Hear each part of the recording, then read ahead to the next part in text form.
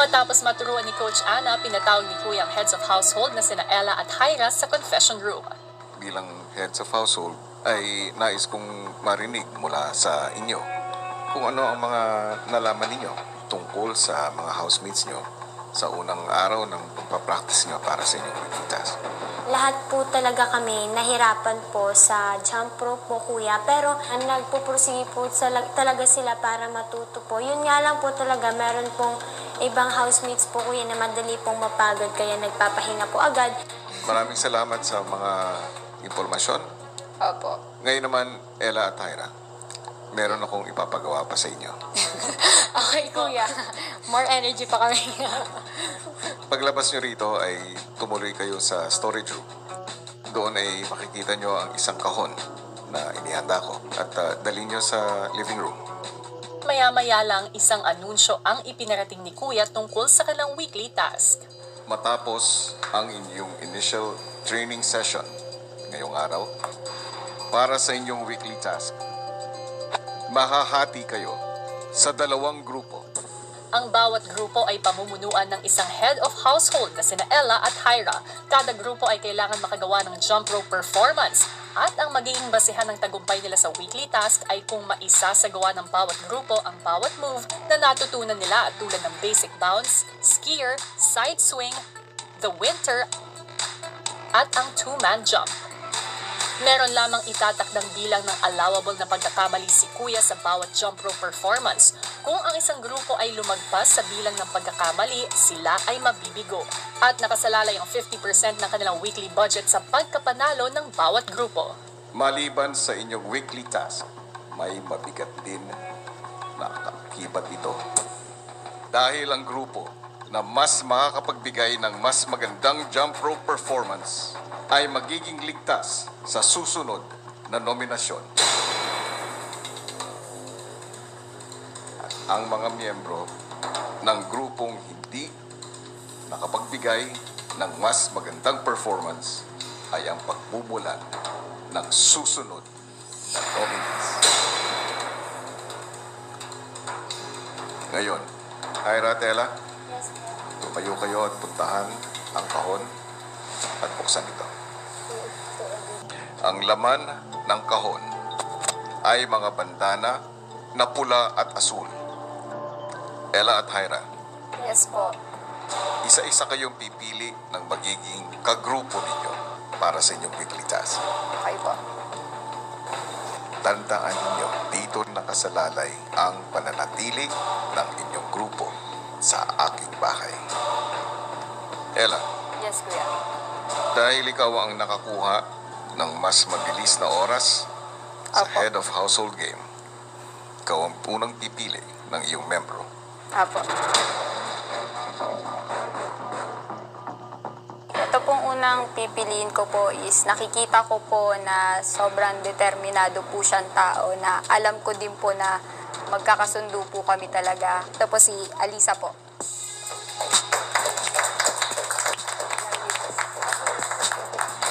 Hindi ko po in-expect na ako po yung unang mapipili. Pero po, I feel really, really, really appreciated.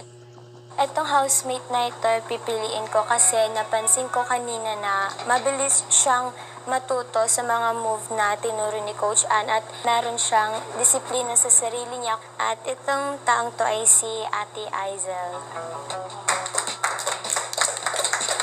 In-expect ko po na piliin ako ni Ella po bilang membro niya po.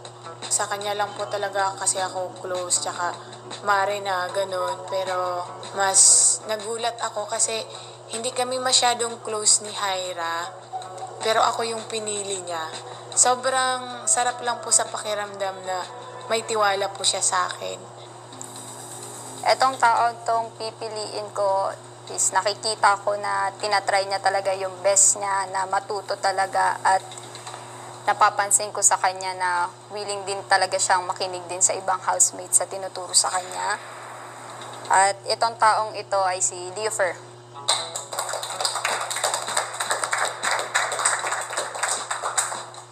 Itong housemate na ito na pipiliin ko is kahit sobrang pagod na siya, hindi pa rin siya tumitigil na mag-practice para lang matutunan talaga niya yung mga move na yon.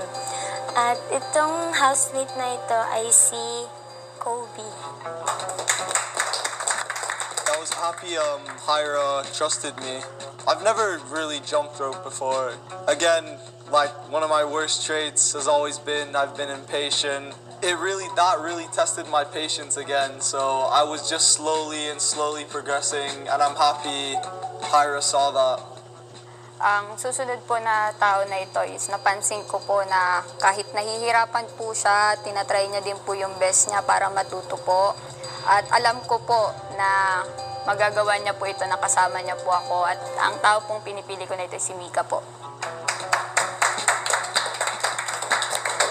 Sobrang saya ko po na pinili po ako ni Ella. Hindi pa man po nagsistart yung pilian. Parang after po nung practice, sabi niya po sa akin na hindi niya po ako papabayaan, ganon. Itong housemate na pipiliin ko, nakita ko na meron na talaga siyang nalalaman sa jump rope at saka alam ko rin na matutulungan niya ako para mas mapadali yung pag-choreograph namin sa gagawing jump rope choreography challenge. Itong taong to ay si Kuya Russo.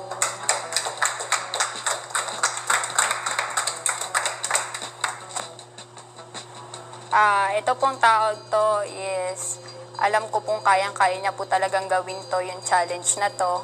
At tiwala po ako na talagang mapapagtagumpayan po namin ito. Ito po si Andrea.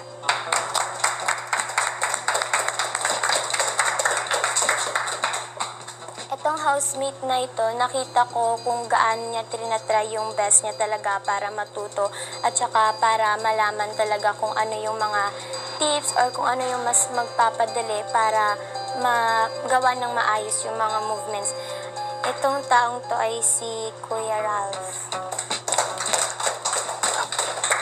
Akala ko po pipiliin po ako ni Ella. Medyo close po kami and ayun po. Akala ko lang po mapipili po ako. Ito pong taon to, kaya ko po siya pinili. Alam ko po na makikinig po siya pag dito na po sa weekly task po at binibigay niya po talaga yung 100% niya po at wala pa po akong nakikita na hindi po siya nagtagumpay dito sa lahat ng mga task na binigay sa kanya. Ito pong taon na to ay si Gian po. Medyo nalangkot lang po kasi sa lahat po ng babae, wali po akong pinili. Pero sabi naman po ni Ella na pipiliin niya po daw talaga ako. Itong housemate na pipiliin ko is nakita ko rin na kahit nahihirapan na siya, hindi siya nag-give up as long as ma-master niya yung mga move na itinuro. Itong taong to ay si Kuya Chico. I was expecting na last pick po ako. I'm really bad at it po. But I felt parang relieved po, kuya, na pinili ako ni Hyra. Kahit alam niya na wala akong alam sa jump rope. Sa puntong ito, housemates, dalawa pa ang hindi pa napipili at wala pang kagrupo. Kayo yun, Kyron at Chrismar. Ito pong last na pipiliin ko kasi alam ko po na magkakasundo talaga po kami dahil dikit po kami nito.